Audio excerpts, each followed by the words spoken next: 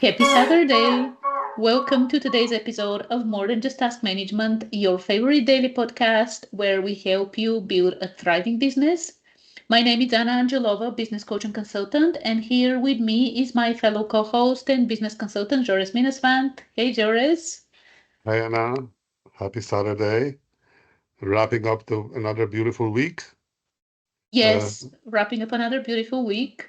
And again, if you are a regular listener, you know that what we do on Saturdays, we share the topics that we covered Monday to Friday with a little bit of a highlight. And this way, we give you a chance to see if you missed any of the episodes, like you can go back and listen to it. And if you want to go back and listen one more time, like rinse and repeat, absolutely go and listen. And we do this so, as a business owner, you're busy, and we really want to give you a chance to focus on what matters for you and your business right now. So it's Saturday, it's the weekend. Without further ado, this is what we talked about during the week. Monday, it was all about dealing with quiet quitting and disengaged team members. And I would say, actually, one of the highlights, Joris, you mentioned this. For me, one of the highlights is when someone is disengaged, like find out why, like find out what's going on, because it might be something that is happening in their life. And I know you've shared this before, like, well, one of the people you worked with, like, he's going through a nasty divorce and it's impacting his work. So when your team is disengaged, like, it's really important to have the processes and the procedures to, of course, prevent this kind of thing, and for you as the leader manager, and for your managers and people managers to know how to deal with these kind of situations. This is, for me, this is the biggest highlight from Monday. When someone is disengaged, have a conversation with them as soon as possible to find out what's going on and what the next steps are. Identify, support, eliminate. Find them, find out. That's the important part of finding out people who are not. And we talked about some of the signs. Well, they're not proactive, they're reactive, they're not engaged, they're not enthusiastic, they don't join the project.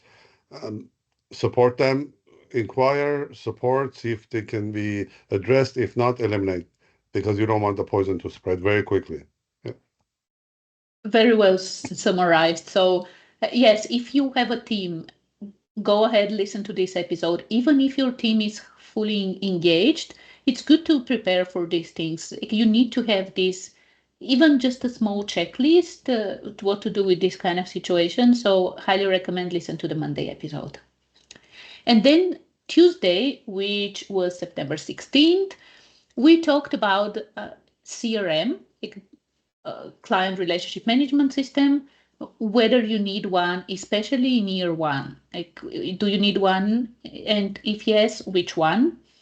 And I would say, the thing that I want to repeat again and highlight from this conversation is that CRM is technology, and technology comes after people and processes. So year one, it's really important for you to focus on the business fundamentals and make sure that you have a solid business model, have sales and all these kind of things, and add the technology after that. Like, once you have these things, then start thinking about technology. Otherwise, like, don't go and buy things from day one just because, or someone said you need to have a website or CRM or things like this. So this is my highlight from Tuesday's conversation. My summary was: do you need one? No. Do you want one? Yes. So before Yeah. it's too late, yes. So do some research, maybe start with an Excel, but then do some research depending on the rate of your business size and revenue growth. You find the one that's, and we also talked about CRMs that are vertical specific, for example, for law firms and lawyers. And uh, so do some research, find out the right one. And you don't have to start big, just start small with the basic subscription and then go from there. Yes, something that can grow with you, absolutely. So again, if this is like you're just starting and you're wondering about this, go ahead and listen to the episode from Tuesday. And then Wednesday, we went the other way and we talked about high performers. So Monday we were talking about quiet quitting and disengaged employees, but then Wednesday was all about how can you retain your high performers, like the best people in your team, when you can't afford to increase their salary too much. Like you can't afford to pay them like have big increases, big salary increases.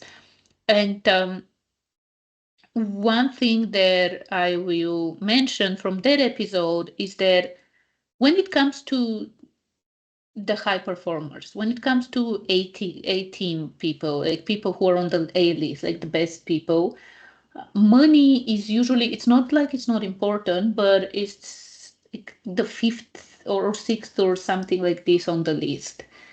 They want fulfillment, they want growth, they want challenge, they want to work with other great people. And so this is like one thing. And then the other thing, of course, is that compensation is not just money. Like you can offer way more than just money. So there are ways for you to keep your best performers. And as a small business, you can actually provide a lot that corporations are not able to provide that is not, might not be like the monetary thing. But still, one of the things that we talked about and I mentioned on Wednesday was that you still want to pay your top performers. You want to pay them above average. Like you want to pay them really like for the value they deliver. You want to pay them. So it doesn't mean underpay. It's just that the salary is not the most important thing. So this was the conversation from Wednesday. And then you want to add anything, Joris, or No, you're no, good? keep going, Okay, keep okay, going. No, you okay. covered it very well. So yeah, and if you have a team, if you're wondering how to keep your best people, definitely listen to the episode from Wednesday. Then Thursday, which was 18th, September 18th, we talked about handling refunds, disputes, and difficult clients professionally. Like how do you do this in a professional way? And again, it's about preparing because as your business grows, you will probably face this. Like it's not a matter of if, it's more a matter of when. And it's good for you to be prepared. And of course, contracts and agreements, having contracts and agreements that are that cover how refunds work, how disputes work, and all these things. So the one that I wanted to repeat again is as you start facing those difficult clients, prepare an avatar for clients you don't want to work with. So this way, especially if you're delivering some kind of a service, like it's not the transactional kind of, but even if it's transactional kind of customers, you can still kind of blacklist people. So Mm. ultimately, prepare an avatar for the customers, the type of people you don't want to work with, so going forward in the future, you can actually spot this type of people, this behavior before they even become a client. So this is one of the things I wanted to spotlight from that conversation. And don't be afraid of firing the client. Ultimately, try to work the best deal you can, service credit, whatever. If you can't, if they become belligerent and they think they are entitled to get everything for free because they're your client, give them the last free service or whatever, and then you fire them. You'll be better off without them.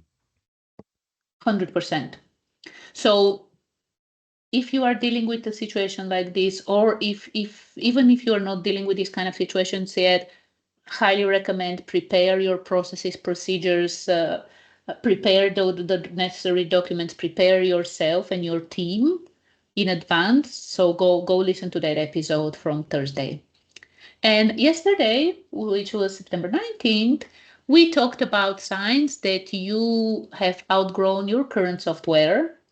And what I want to highlight from that conversation from yesterday is that it's okay to outgrow tools and software. Like a tool that helped you when you started your business 15 years ago might not be relevant for you right now. That's okay. It happens. It's absolutely normal. And don't be afraid to cut it off, to say enough is enough, invest into moving to a tool or a software that serves you where your business is right now and where your business is headed. So this is one of the things that I wanted to highlight again, that there's nothing wrong with outgrowing software.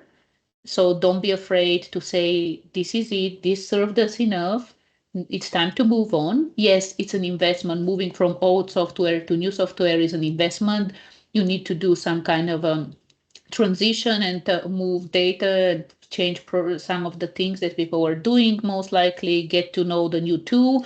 But a lot of tools actually they already offer support in this way, right? They offer support for migrations and to help you set things up and get started on their platforms and their software. So don't be afraid. When it happens, it happens. And if you want to find out what the signs are, definitely go and listen to the episode from yesterday.